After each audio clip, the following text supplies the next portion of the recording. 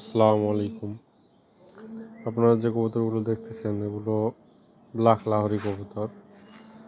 বাচ্চা ওঠানোর কারণে কবুতরগুলো একটু ময়লা হয়ে গেছে, তবে আবার যখন ডিম দেবে তখন আবার তাদের গায়ের রং পরিবর্তন হয়ে যাবে, ময়লাগুলো থাকবে না, অনেক সুন্দর হবে।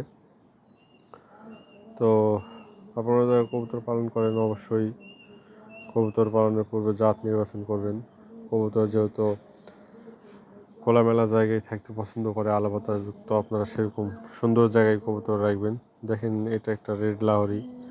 দেশি এবং লাহোরি কবুতরের মধ্যে অনেক পার্থক্য।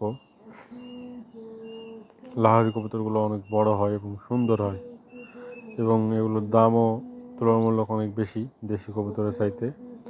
তো আমি বলবো, আপনারা যারা কবুতর পালন করবেন অবশ্যই কবুতর পালনের পূর্বে জাতমান নির্বাচন করে কবুতর পালন করবেন। এছাড়াও কবুতরকে গোসল করানোর জন্য 2 দিন অথবা 1 দিন পর পর পানি দেবেন, যেন পানির পরিমাণটা একটু বেশি হয়।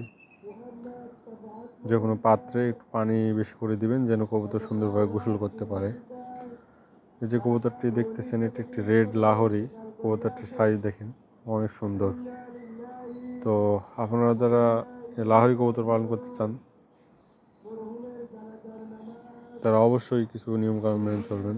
যেহেতু লাহোরি কবুতর অনেক বড়, কবুতরের যে ঘরটা তৈরি করবেন সেটা সাইজও একটু বড় করবেন, এবং সর্বোপরি খোলামেলা জায়গায় পালন করার চেষ্টা করবেন।